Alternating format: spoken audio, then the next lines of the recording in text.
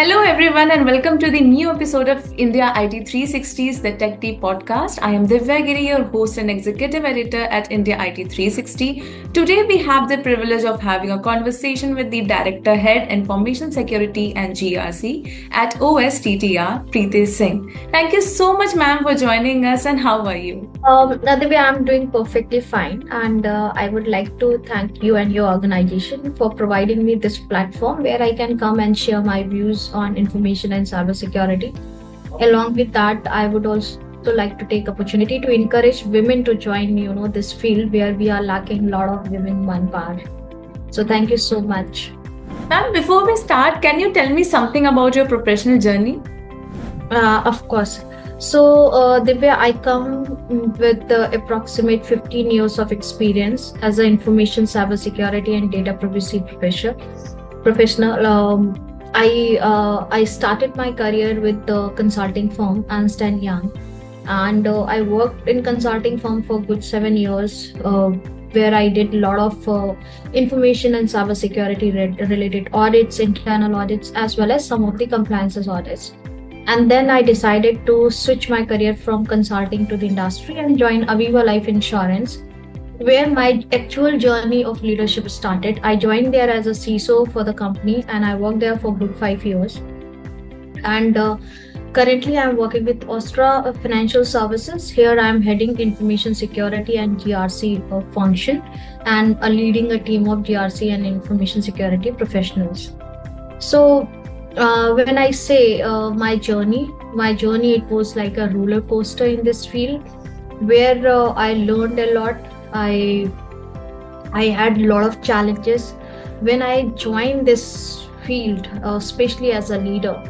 For me, it was a challenging in multiple sense. First, I got this opportunity in a very young age. That was the first challenge. So my leaders in the same profession, my acceptability was not there. Second, it is almost like 5 or 7 years or maybe 8 years back, when female in this domain was very less. So in a male dominating profession where less female, stabilizing yourself was the main challenge. So I started my journey. I looked around that, how I can make myself better to set up in this domain, which is primarily new for me as well, because I come from a consulting background. Secondly, I got a leadership role. That is also something that I was new to that. I started learning from my peers. I started establishing relationship with my stakeholder so that they can understand me, they can understand my capability, and at the same time they can also rely on my knowledge and the professional understanding that I carry with myself. And that's where I established myself as a CISO, and then my journey started. So throughout my journey, I followed 3 things. One is the dedication. Without that, you cannot establish yourself in any of the role. The second one is patience. If people are saying something, listen and work around it, and then bounce back with more power and with more agility. And the third and the foremost important thing is never stop learning. I'm not just talking about learning from related to your subject. No, learning is so many things. Learn from your peers, learn from your seniors, learn from your juniors also, as well as learn from circumstances. Whatever you face, learn from those instances and make yourself a better person. Of course, technical learning is needed. So that was my simple and sweet journey in this domain that we call information and cybersecurity. Thank you so much for explaining properly in details. It was really wonderful knowing your background. So moving ahead with the questions. So ma'am, email remains a primary target for cyber threats. Why do you think strengthening email security should be a top priority for organizations today? So for me, email is like a gate of your organization through which internal and external threat both can do some damages to your company. The way you have a gate in your house, if it's not properly secured, someone from outside can get entry to your house, and they may do some damage to your house, and they may steal some valuable assets from your house. Similarly, the one who's inside your house, like your daily house help for workers, if there is no proper check, security, and supervision on them, they may take some valuable stuff from your house. Email is pretty similar to that for me.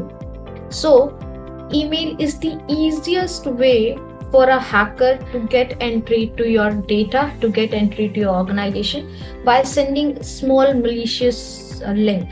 If somebody in your company intentionally or unintentionally clicked on that link, hacker will get access, and they may download some kind of a malware to your machines. They may basically download and may make it a ransomware attack, or sometime it is like to steal your personal information, to steal the company information. They may take some data out of it, so that's where they get access. That's very easy for them to do that. Secondly, for the internal employees, the one who's sitting, the one whom you trust as a employee, they are also very vulnerable, and they can also lead to multiple damages via email.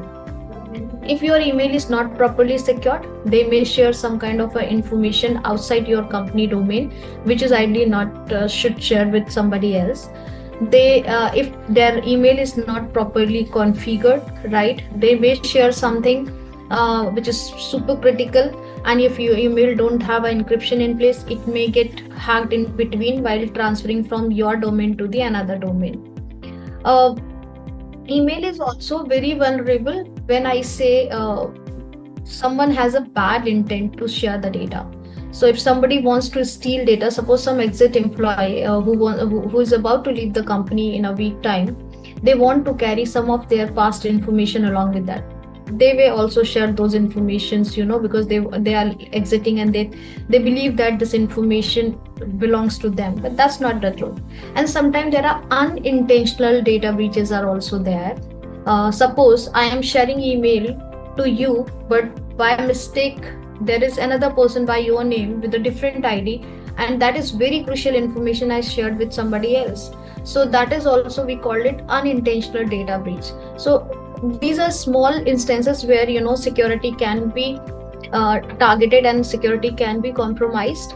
That's where I think security become very, very important for from the email's point of view. And how we can strengthen email security? There are multiple ways. The first thing is that we need to have a proper authorization mechanism that the right person is accessing your email. So there should be multi-factor authentication on your email so that no one else get access to your mail. The second thing is that you should ensure that your email is encrypted, so that whenever you are sharing something outside the organization, the email goes with an encrypted channel. Then there should be proper monitoring what is going outside. So there should be appropriate DLP in place to monitor your email traffic which is going outside your company. Another thing is that we should also have some kind of a cybersecurity monitoring mechanism in place, so that in case if some malicious links are coming, there should be certain tools. They can monitor those malicious links and they can block that. Or if somebody even clicked on those links, then also there are tools which has a capability to basically identify threat associated with that particular link and also correct that. So like XDR, EDR solutions are there. They should be implemented to monitor these kind of threat vectors. And the most important thing is educating your employees. So if employee knows that what is email and what email security is needed from an employee perspective, probably they will safeguard. They should know they are phishing, about the malicious link. They should know that what information they are allowed to share, what information they are not allowed to share. They should know that while they are sharing some data outside the company domain, the data should be password protected or encrypted, or data should be transferred to a secure method like the FTP and all. So by following these small I will say tips, definitely you can safeguard your email, and email security is paramount for a company. So ma'am, with the rise of remote and hybrid work, what are the unique email security challenges that come with it, and how can businesses stay ahead? So, remote work, it's I will say, a blessing for both employees as well as for the company. Employees, they are getting flexibility, they are getting work-life balance. They are also saving multiple things like time, cost, travel time, and many more. And at the same time, hybrid model is also very, very important nowadays and playing a very vital role for the organization in terms of cost saving. So, in that sense, I must say that the hybrid model is going to exist here for longer. People are going to follow the hybrid model. Organization will, think if they are not following the hybrid model today, they may think this in future. So, at that point of time, it's become important to understand security of working from home for the employees if they are if they have a laptops or a machine at home to perform the official task. I won't say that security risks are only related to email. No, there are multiple security risks. Email is one part of it. So when you are allowing your employees to work from home, the first risk is related to their network. You don't have a hold on their network. They are using their own Wi-Fi. It is important for them to understand a secure Wi-Fi is needed to connect their machine with the internet. Otherwise, it may lead to some kind of a malicious internet, and that may impact organization network and data. So their network, their Wi-Fi should be password protected. A strong password should be there. It should be using the strong encryption, which is the latest one. Also, the laptop should configured in a way that if your Wi-Fi is weak, then it won't allow to connect with that particular Wi-Fi. That's the first thing. The second risk is because you are working on your machine, organization don't have hold on your internet. So maybe a lot of security control won't push on your machine. So that's where it becomes very much important that while you're working from home, VPN is important. You cannot work on a machine without the VPN. So when you have a VPN, you're working on the VPN, all the security controls like filtering on your internet, that what website you should use, what website you cannot use. So these kind of controls can also work there. That like you are not allowed to access any kind of a social media site, any kind of instant messaging. But if you are not using the VPN, then these kind of a control implementation is little difficult. So VPN is another thing that you should be incorporating to avoid any kind of a security flaws or breaches related to the unauthorized access of the websites or access of those websites which actually poses a lot of security risk to the company. So there are websites, you keep on seeing that a lot of pop-ups are coming or the websites which has a malicious intent. Suppose if an employee click on those malicious links or those pop-ups, it may cause a lot of damage to the company. That's where it's become very important that they need to work from the VPN. Another thing is DLP. Your DLP should be implemented in a way that even if it's not connected to your machine, not connected to your network, your DLP is monitoring the email traffic even if somebody is working from any of the network, so that you know that which information is going outside the company, and if it's something which ideally shouldn't go, then there is an alert. You can get a timely alert. And again, the last thing that I must say that it's education. You need to educate your employee how they can secure your data, your machine from the cyber hackers or unauthorized access while they are working from home. That is very important. I must say that employees are the weakest link when it comes to security, and if there is no proper training, probably company may face a lot of security breaches just because of the fault of the employee. So security is also another thing that they need to consider. Okay, very well explained. So my next question is, like, even with the best tech, human error plays a huge role in the breaches. What strategies or training do you think are most effective in reducing human-related risks in email security?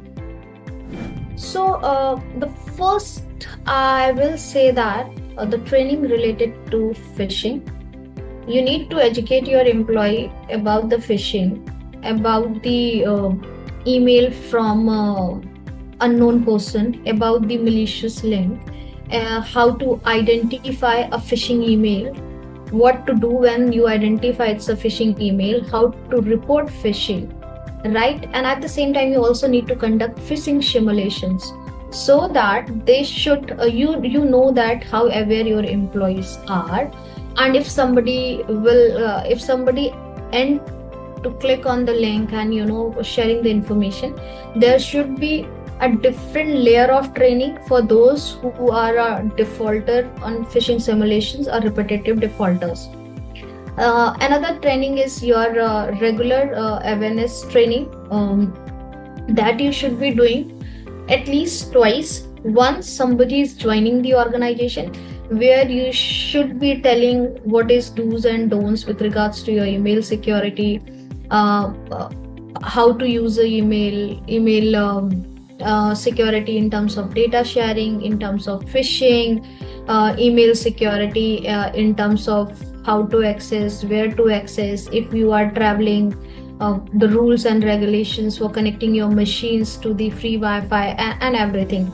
And another one is the refresher training. The same kind of a training you should do for your presence employee once in a year, so that they will be aware what are the mandatory security controls that you are expecting from your employee with regards to email security, not just the email security, but from the other security point of view as well. And another thing is we need to deploy some of the tools within the email which can detect and block malicious email in real time. And also email security platform that provide features like URL filtering, malware detection, and anti-phishing protection that can automatically reduce the risk of human errors. And you also need to educate your employees about these tools, that how DLP works. Yeah, if they will share something with some malicious intent, what are the harm that they can have because of sharing critical or the confidential information of the organization to outside world. What are the disciplinary action can they may face because of that. So probably if we'll do these kind of trainings, we can protect our email from any kind of a cyber breach, or any kind of a data breach through the emails. So that's all I want to cover related to the email security trainings. How are emerging technologies like AI and machine learning reshaping email security defenses? Are they really living up to the hype? I don't think so that they are living up the hype. Only hype is that they may going to replace human. But I don't think so. For every task, you need human intelligence, and that's how other machines are operating. You can basically utilize these tools in a way effective manner if you are using your intelligence in configuring, identifying the use case, right? And identifying the scenarios where you can optimize their uses and get the best result out of it. And that's where these AIs and the AMLs and machine learnings are playing a vital role. Machine learning and AI, I'll say, of course, they are increasing the efficiency of identifying threats, responding them, and also they are reducing human efforts drastically, and that's where they are playing a very vital role. So I can say that AI and machine learnings and humans, if they are going to work together and if they collaborate better, you will get best result out of it.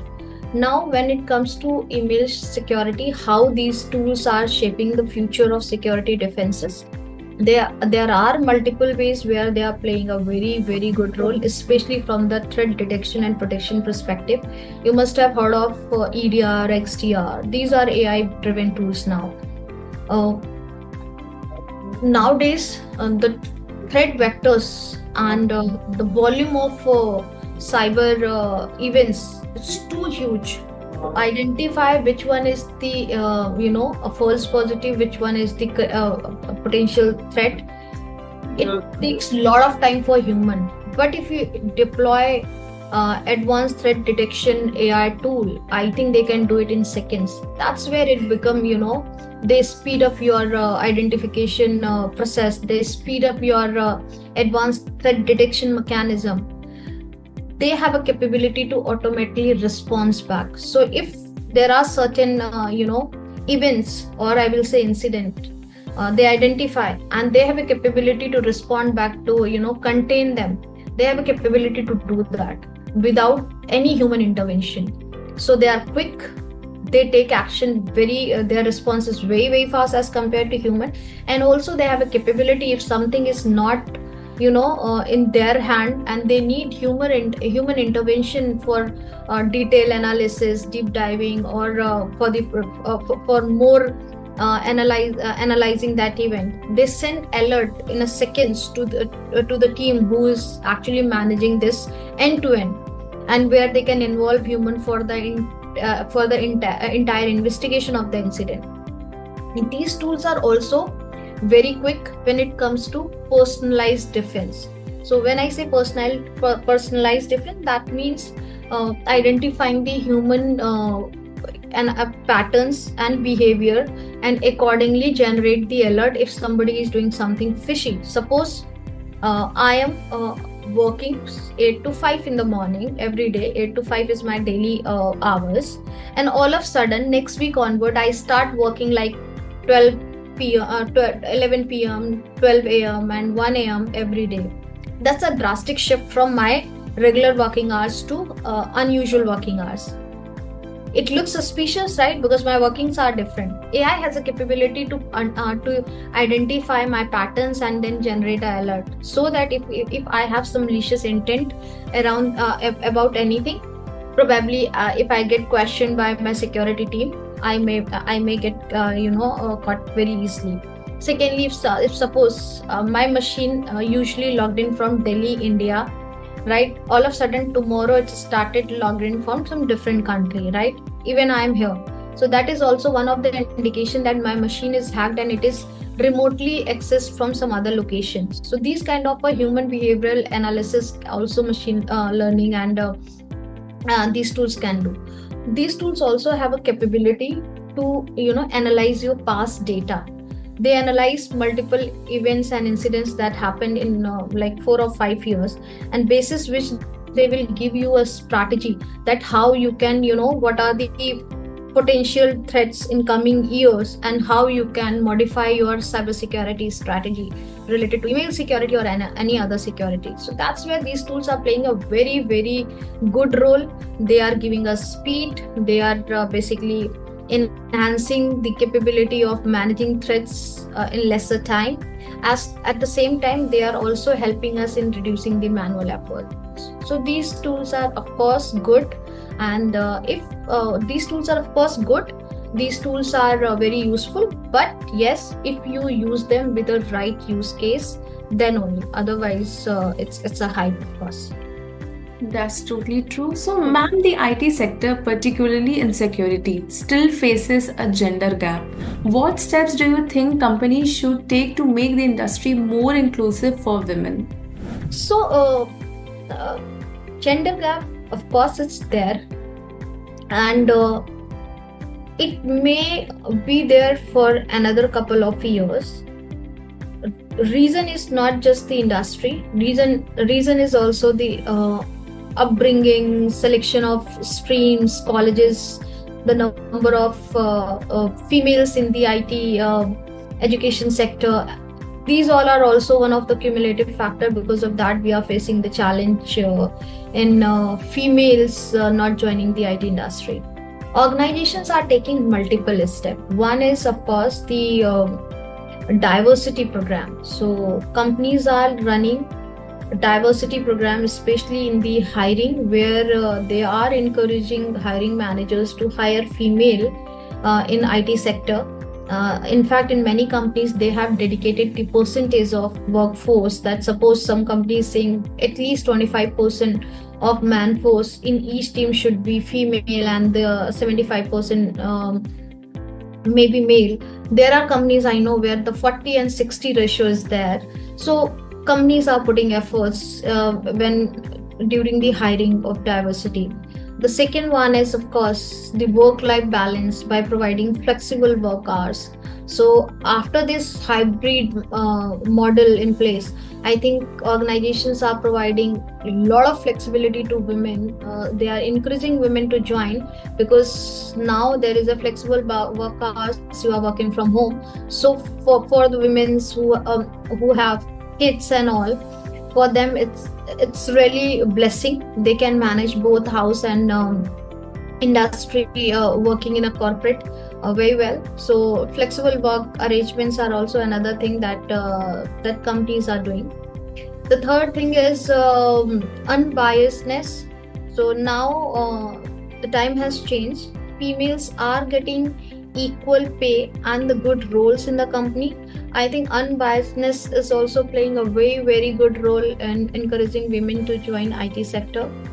And there are a lot of mentorship programs in each organizations are going on, where they train their existing females for the leadership roles, where the existing leaders, they are coming and helping them to grow, and they are grooming them to look forward for the leadership role. And also a shift I have seen now, they are promoting a lot of leaders in the females in the leadership role. That is also changing the trend, and that's where I can say that organizations are putting efforts to hire more female in the IT sector. Only one thing I may say that this is very sector specific. I've still seen in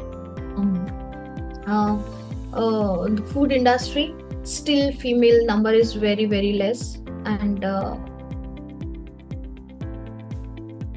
that's where I think they also need to think in differently and try to promote female in IT sector as well. So I think these are the things that organizations are doing to promote females who can come and join this vertical. So, ma'am, according to you, how can we inspire more young women to pursue careers in IT, specifically in high impact areas like cybersecurity and email security? Here are two things. If you don't have right skill set, even you run any of the program to hire diversity, how you will fulfill those roles, right? Suppose I need to hire 10 females for my company, and I am going to 5 colleges, but there are no females or the competent females. How you will fulfill that 10 people where you want to hire female, right? It should start from your home first, then to your school, then to your college, and then to the organization. So within home, parents should encourage their kids to join science stream while selecting science during their 11th and 12th class, right? In colleges, in school has to create awareness among the kids that how cyber security, how IT is growing, what are the opportunities there, how they can choose engineering or the other IT backgrounds while selecting their college. So they should have a vision that how this industry is growing, what are the opportunities, and what will be their life even if they join this particular sector. And then the role of college comes. There also, I think they also need to have some diversity in getting the seats to the students. They should have some seats, reserved seats for the female, so that they can encourage more and female come and join their BTech vertical or the IT or the technology or the information security vertical. Now the role of people like us come into picture, where we need to become a role model. We should go on schools, colleges, or even in the public platform, where we need to showcase our success. We need to showcase how we have achieved success with a work-life balance, with a family balance, and by breaking all the barriers, so that they will also look up to you that yes, if you have achieved, they can also, right? Those days has gone where females won't be working late hours. Now there are a lot of flexibility, lot of security companies are providing, and at the same time there are other things also where earlier what happened, there was a fear, right? That if somebody within the organization will say something to a female, or may look to the female in a different way, she can't do anything. But now there are a lot of things, companies are promoting posh, and there are other things as well.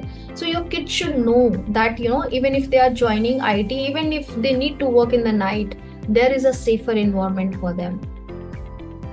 Second is mentorship and internship programs. Again, people like us, we need to go on the colleges where we should spread word about cybersecurity, information security domains, what are the career opportunities, how they can transform their career from any technology streams to the security space.